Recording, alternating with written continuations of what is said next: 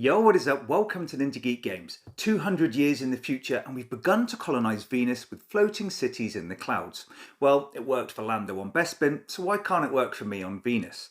However, not being fully sufficient, the citizens of these cities are still reliant on some of Earth's resources and regularly receive supplies in the form of cloud drops. That is, until a catastrophic event on Earth has disrupted the deliveries, and with no way of communicating, the governors of the floating cities must now compete for the incoming cloud drops already en route. Cities of Venus from Tin Robot Games is a competitive 2 to 4 player game hitting Kickstarter soon. The game boasts resource management and some engine building where players attempt to earn victory points through upgrading their cities, mining at the planet's surface for precious material, and gaining prestige developments from the International Innovation Station. The player with the most victory points at the end of the game is deemed the President of the Republic of Venus. Let's take a look. Your player board represents these immense floating cities that is split into various sections to ensure it's functional throughout the game. These sections include food, power, water and air, mechanics, shields and mining. This area is to store any minerals mined from the surface of Venus, and the holding bay is generally used to reserve city upgrades you can't quite pay for. The main resource of the game is in the form of these awesome looking meeples known as V-Nauts that are housed in the various sections of your city. Whereas most resource management games I've played use various token types for the multitude of resources, Cities of Venus uses just two. We'll come to the minerals and their use later, but the V-Nauts are used to pay for various upgrades and developments, hazard avoidance, and to carry out actions like mining. As they are stored in these various sections, any required payments will indicate particular city sections that the V-Nauts must come from. The game comes with a nice neoprene mat that stores 3 types of cards. This middle row is for the cloud drop supplies that players can purchase using their V-Nauts and minerals, and this is the event deck that generally presents hazards to players that they need to deal with each round. Along the bottom are the innovation cards that are the prestige upgrades players can earn for their cities. The last of the components are a large supply of V-Nauts, dice used for mining, and precious minerals. The minerals can be used towards purchasing upgrades and V-Nauts, and the different colours represent their values. Component wise, you don't get too much, but note that this is just a prototype version of the game, so any content may change from what you see here. The game is very quick to set up, where each player takes a city board and populates certain sections with their V-Nauts. The main board requires a pre-constructed deck of cloud drop cards and a limited number of innovation cards.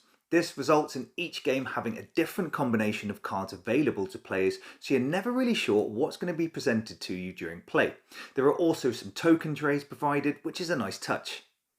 Now, there's a plethora of games already based around colonising planets, requiring a dab hand at resource management. So what makes Cities of Venus different? Well, firstly, the game is incredibly simple to learn and play, where most of the phases in a round are carried out simultaneously by all players.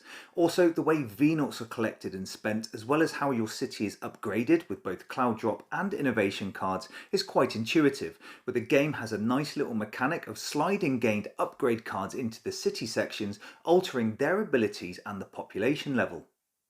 So, the game is played over 6 rounds where players will be adding and removing V-Nauts to their cities, mining for gems and claiming city upgrades from the cloud drops. Each player also has access to their own International Innovation Station represented by this card that can house V-Nauts and is the primary way players can claim innovation cards. At the beginning of a round, the cloud drop supply cards are revealed that is dependent on player number, and these can unfortunately generate event cards to be drawn. Now, on top of being 25 million miles from Earth with no communication and living in floating cities in the clouds with acid rain, players may have to deal with ongoing hazards each round. These events may force you to lose V-Nauts from certain sections of your player board, although some do provide you with additional meeples to repopulate your city. What I like here is that at the start of the game you only draw one event card, regardless of the number of symbols shown on the revealed cloud drop cards.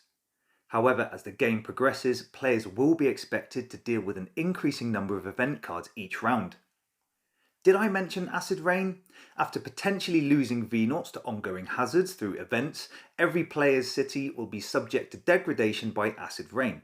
This means additional V-Nauts must be spent from the shields area of your city as your city melts before your eyes, so you'll need to ensure this area of your board is adequately populated.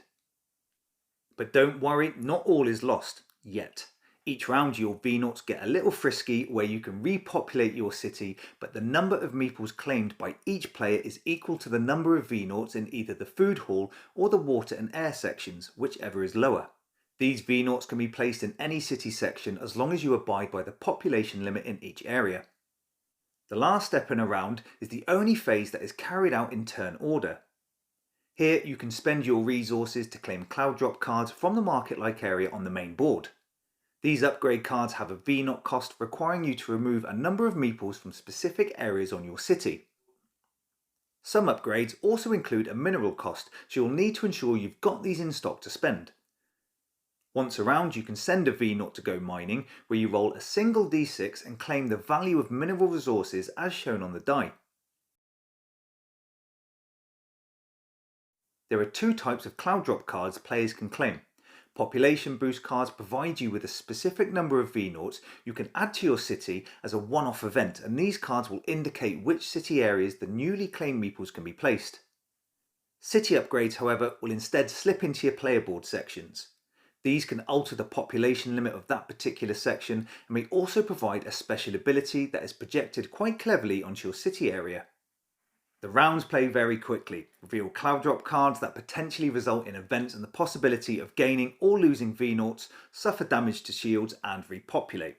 These actions are carried out by all players at the same time, and this actually runs quite smoothly. When repopulating your city, you have plenty of things to consider. Firstly, anytime you lose a V-Naught from a specific area, such as taking damage from acid rain or due to an event card, and you're unable to do so, you must lose 2 from another area, and this can have serious consequences later. Therefore, you need to ensure you distribute your V-Nauts accordingly. Both your food and water air sections dictate how many V-Nauts you can add to your city, which is quite thematic, as you cannot repopulate if these areas are low. Cue Austrian accent. Give these people air. Also, any upgrades you have your eye on will show which sections of your city board your V-Nauts must be taken from as the cost, but each section has a population limit. If you need minerals, you can opt to send your V-Nauts to the surface to mine. Unfortunately, as the surface is near 600 degrees, it's a one-way trip, costing you your brave little meeple, and the value of materials they send back is determined by a dice roll. The Kickstarter campaign will actually include some cool looking minis to house your mining V-Nauts and dice, which is a nice looking addition. I really like the way your city is upgraded, either gaining a large amount of V-Nauts or being able to slide upgrades into your player boards that I thought was quite novel. These add special abilities like re-rolling dice or being able to ship your V-Nauts to other sections of the board. Some increase the population limit of that section, whereas others reduce it, and these cards also provide varying amounts of endgame victory points, so they're highly sought after. If you're broke, you can even reserve an upgrade and pay for it later, but this does cost a little extra, but at least it prevents other players from having it. Upgrades can be switched if you claim better versions, and each is specific to a particular section of your city. Now, anytime you repopulate your city, you can instead decide to send your V-Nauts off to the International Innovation Station, which is a little sideboard. Over time, you'll gradually increase the number of meeples in this area and can then trade them in for innovation cards, which are very similar to cloud drop cards. Again, these can increase your population, add special abilities, even allowing you to roll 2 dice whilst mining, and provide more victory points. The end game can come about quite suddenly. At setup, the cloud drop cards are divided into 3 phases, with the number of cards in each phase dependent on player count. An earth card is shuffled into the phase 3 deck, and once drawn, this signals the last round, where players add up victory points from a number of sources to include upgrade cards, minerals and V-Nauts in your city. The game is very easy to learn and requires forward planning with very little downtime, thanks to most round steps having simultaneous play. I really like the aspect of the game having a limited resource type that is endorsed by the locations your V-Nauts come from, with you having many options on how to utilise these. Event card drawing increases as you progress through the cloud drop phases. That ties in nicely with the development and upgrading of player cities, but can be costly if you're unable to cooperate with the requirements. The Kickstarter campaign will allow expansion for up to 6 players, and Cities of Venus is currently available on Tabletop Simulator if you want to try it out. Yes, there are quite a few games based around similar themes, but Cities of Venus does have some intuitive mechanics in a fun and light resource management game with high replay value. Also, if you're in doubt of Venus ever being colonised in this fashion, then Tin Robot Games have included a synopsis in the rulebook detailing the environment, physics and constraints compared to those of Mars, which I thought was a nice touch. Thank you for watching. This is Ninja Geek Games. Cheers.